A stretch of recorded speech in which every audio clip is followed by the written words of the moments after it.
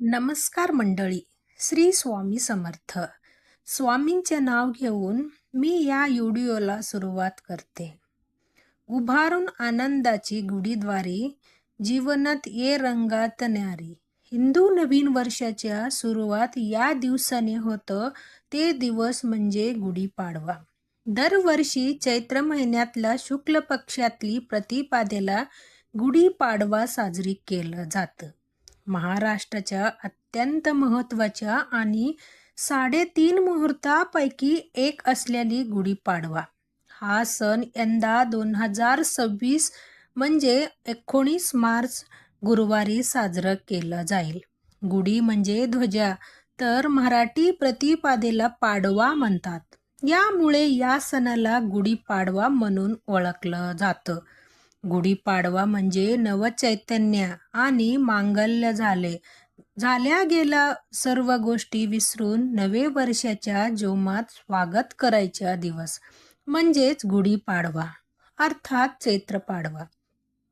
गुढीपाडव्याच्या दिवशी आपण श्री हरी, विष्णू आणि माता लक्ष्मीच्या पूजाही करत असतो. गुढीपाडव्याच्या सणाला निश्चितच धार्मिक महत्त्व आहे. यशाशिवाय हा सण जीवनातला शुभ आणि समृद्धीचा प्रतीकही मानला जातं. गुढीपाडव्याच्या दिवशी घरोघरी गुढी उभारली जातं. ते समृद्धीचं प्रतीक आहे. गुढीपाडव्यापासून चैत्र नवरात्रीलाही सुरू होत असतो. ब्रह्मदेवाने गुढीपाडव्याला निश्चित निमित्त केल्या असे पौराणिक कथेत सांगितले आहे. यामुळे या दिवशी ब्रह्मदेवाच्या पूजेलाही विशेष महत्त्व मानलं जातं. गुढीपाडव्याला हा 3.5 मुहूर्तापैकी असल्याने या दिवशी जर शुभ मुहूर्तावर पूजा करता आली नाही तर तुम्ही संपूर्ण दिवसात कधीही पूजा करू शकता. याच दिवशी 9 रूपाची पूजाही केलं जातं. तसेच त्याच्यासाठी उपवास आणि व्रत केलं जातं. चैत्र महिन्यातल्या शुक्ल पक्षाच्या प्रतिपद तिथीला दुर्गा देवीची पूजा केल्याने भक्तांच्या प्रत्येक इच्छा पूर्ण होतात. याच्यासोबतच जीवनातल्या सर्व त्रासापासून मुक्तता मिळतो. भक्तांवर दुर्गा देवीच्या आशीर्वादाचा वर्षाव होतो. यांच्या कृपेने भक्ताच्या खूप सुख आणि सौभाग्य प्राप्त होतं. 14 वर्षाचा वनवास संपून आणि रावणाचा वध करून प्रभू श्रीरामांनी जेव्हा अयोध्यात परतले तेव्हा प्रभूने आनंदाच्या विजयाच्या प्रतीक म्हणून गुढीला उभारल्या होत्या. ऐतिहासिक दृष्टिकोनातून हा सण छत्रपती शिवाजी महाराजांनी परकीय आक्रमकावर मिळालेली विजय आणि स्वराज्यातली आनंद साजरी करण्यासाठी महत्त्वाचा मानलं जातं.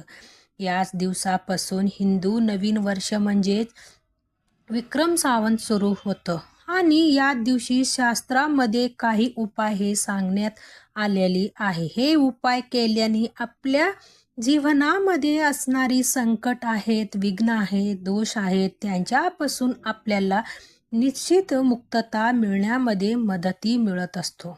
आणि म्हणूनच आपल्याला गुढीपाडव्याच्या दिवशी 11 कवड्याचा अत्यंत प्रभावी उपाय करायचा. हा उपाय केल्यामुळे आपल्यावर माता लक्ष्मी ही प्रसन्न होण्यात तिच्या कृपे आपल्या घरामध्ये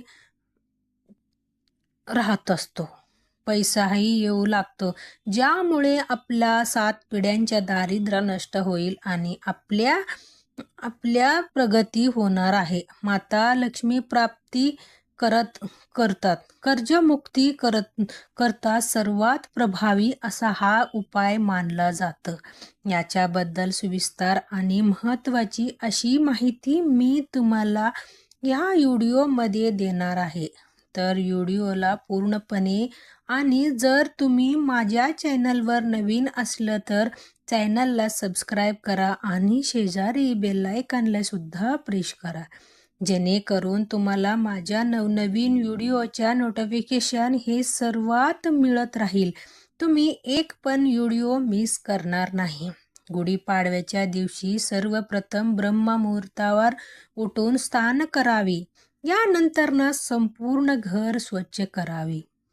यानंतर घराच्या मुख्य प्रवेशद्वारावर आंब्याच्या पानाचे तोरण लावावे. रंगोळी काढावी. यानंतर घरच्या काही भागात गुढी उभारावी. गुढीपाडव्याच्या दिवशी ब्रह्माजीची संपूर्ण कुटुंबासह विधी अनुसार पूजा करावी. देवी मातेच्या पूजा करावी.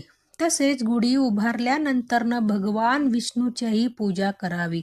अगदी तुमच्यापासून मनापासून माझ्यापर्यंत प्रत्येक जण खूप मेहनत करत असतो, खूप कष्ट करतो, जेणेकरून आपल्या आयुष्यामध्ये सुख समृद्धी नांदेल. पण बरेचदा काय होतं की आपल्या घरामध्ये काही दोष असतात किंवा आपल्यामध्ये काही दोष असतात, ज्यामुळे सुद्धा आपल्या जीवनामध्ये अनेक प्रकारच्या समस्या आपल्याला सामोरी जावं लागत असतो. आपण मेहनत तर करतो, कष्ट तर करतो, पण आपल्या कष्टाला आपल्या नशिबाच्या साथही मिळत नाही. आपल्या घरी पैसे येत पण आलेली पैसे टिकत राहत नाही आणि म्हणूनच आपल्याला हा उपाय करायचा आहे. हा उपाय केल्याने यामुळे आपल्या कष्टाला आपल्या नशिबाची साथ मिळेल. याच्याच बरोबर जी अप्राप्त लक्ष्मी आहे ती आपल्याला प्राप्ती होईल. आता हा उपाय आपल्याला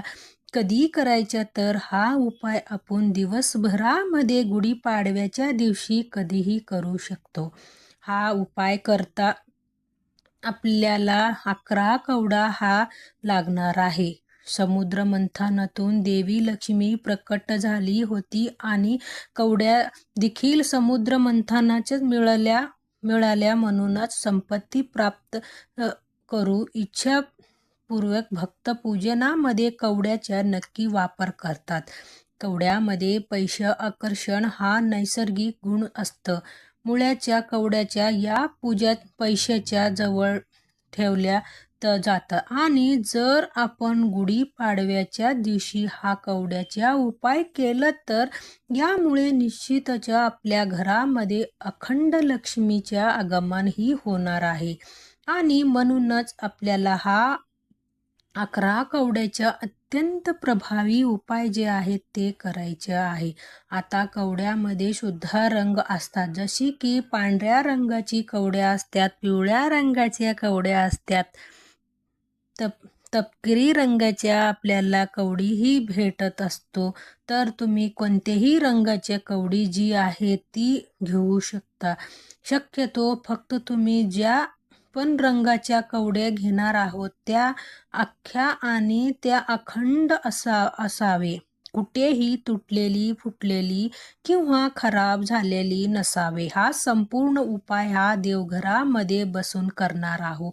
म्हणूनच सर्वप्रथम आपल्याला देवघरामध्ये दिवाही प्रज्वलित करून घ्यायच्या. कारण कोणतेही सेवा किंवा कोणतेही उपाय जर आपण अग्नीच्या साक्षीने केलं तर त्यामध्ये आपल्याला निश्चित सफलताही प्राप्त होत असतो. आता आपल्याला एक प्लेट घ्यायच्या आणि प्लेटामध्ये आपल्याला अखंड तांदूळ हे ठेवायचे आणि त्या तांदूळावर आपल्याला 11 कवड्या ठेवायच्या. आता ही प्लेट उचलून आपल्याला आपल्या देवघरामध्ये ठेवायची आहे. आता हा जे आपण कवड्या ठेवलेली त्या आपल्याला हळदी, कुंकू, अक्षदा, धूप, दीप, अगरबत्ती लावून घ्यायच्या आहे. तसेच कवड्याच्या आपल्याला एक लाल फुलं हे अर्पण करायचे आहे किंवा तुम्हाला जर का कमळाच्या फुलं भेटलं तर अतिउत्तम. आता देवघरामध्ये बसून आपल्याला काही सेवाही करायच्या, तर आपल्यालाही एक वेळा श्री सूक्त पठण करायच्या. याच्याबरोबर एक वेळा आपल्याला कनकधार स्तोत्राच्या पठण सुद्धा करायचे आहे. हा दोन्ही अतिशय उंच कोटीच्या सेवा मानल्या जातात. हा सेवा केल्यामुळे खरंच लवकर माता लक्ष्मी आपल्यावर प्रसन्न होती. आता आपल्याला काय करायचे आहे, हे पिवळ्या रंगाची कवड्या घ्यायच्या आणि यामध्ये हा 11 जे अभिमंत्रित झालेली कवड्या आहेत ह्या आपल्याला ठेवायच्यात.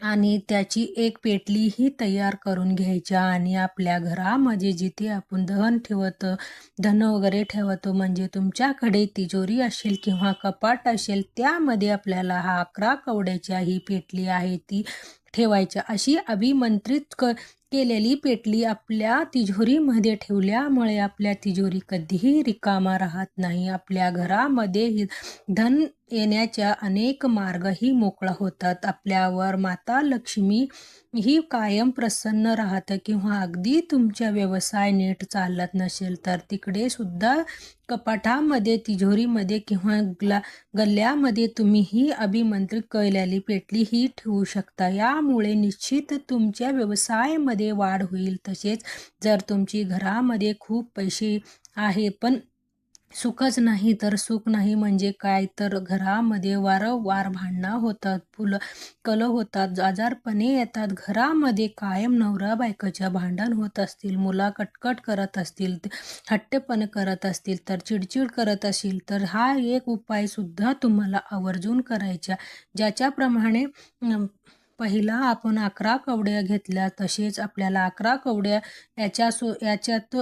याच्यात एक प्लेट घ्यायच्या, यामध्ये तांदूळ ठेवायच्या, त्यावर आपल्याला हा 11 कवड्या ठेवायच्या आणि हा प्लेट आपल्या देवघरामध्ये ठेवायच्या आणि तिथेच बसून आपल्याला काही सेवा करायच्या. सर्वप्रथम हा कवड्याने आपल्याला हळद कुंकू, अक्षदा, धूप, दीप, अगरबत्ती दाखवून घ्यायच्या. तसेच एक फुलं अर्पण करून घ्यायच्या आणि एक वेळा आपल्याला कनकदार स्तोत्राचे पठण करायचे. याच्याबरोबर आपल्याला एक वेळा श्रीसूक्त पठण करायचे आहे आणि यानंतर ना आपल्या हा अभिमंत्रित झालेली जे कवड्या आहेत ते आपल्याला एक लाल रंगाच्या कपडेमध्ये बांधून घ्यायचे आहे आणि हा जी पेटली आहे ती आपल्याला आपल्या मुख्य प्रवेशद्वाराच्या आतल्या बाजूला तुम्ही डावे किंवा उजव्या कोणत्याही साईडला लावू शकतात. अशी ही अभिमंत्रित केलेली पेटली आपल्या मुख्य प्रवेशद्वारावर लावल्यामुळे आपल्या घरामध्ये असणारी जेवढं पण नकारात्मक इडापिडी आहेत, दोष आहेत, भांडणं आहेत, ती